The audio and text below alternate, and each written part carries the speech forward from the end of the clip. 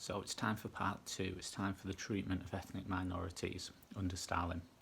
So Stalin was considered by Lenin actually as being something of an expert on ethnic minorities and on the treatment of ethnic minorities. He was of course from Georgia, and this was enough to have him considered an expert on national minorities, the fact he was from one. So Lenin had asked, before the revolution, he'd asked Stalin to devise a policy on the minorities. So many of the policies of the 1920s can be traced back to Stalin. However, by the 1930s, Stalin was fed up. He was angry with the national minorities. In particular, he was angry with Ukraine. I'm sure you can remember what happened in Ukraine with the Great Famine. So their refusal to accept collectivization meant that Stalin had had enough of this very softly and very cautious and very nice approach that Lenin had had to the minorities, especially if you compare that with what had happened with the Tsars beforehand.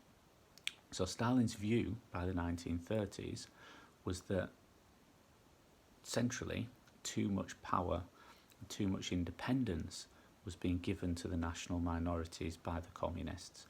In particular, minority groups who lived close to the border might be disloyal if the Soviet Union was invaded.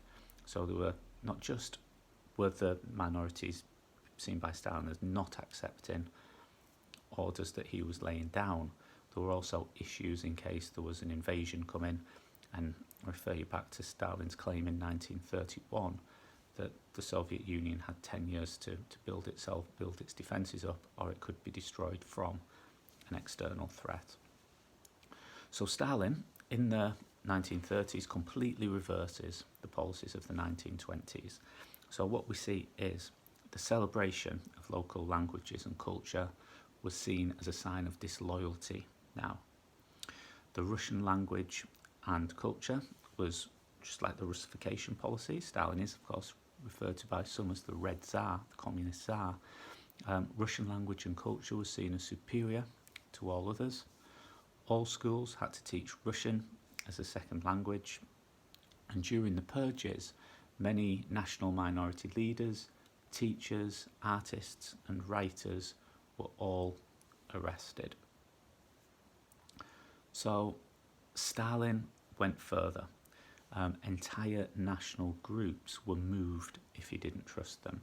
So in 1937, 171,000 ethnic Koreans were deported from the Soviet Union's Far East to Central Asia.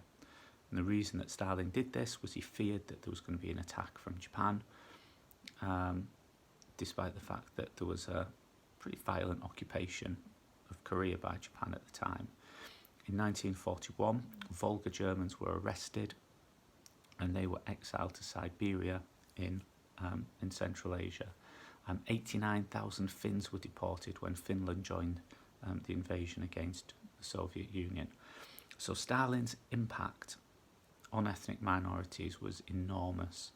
He effectively ended the toleration that Lenin had showed in the 1920s, and in some cases, people's lives were completely destroyed and ways of life were destroyed through these resettlement plans.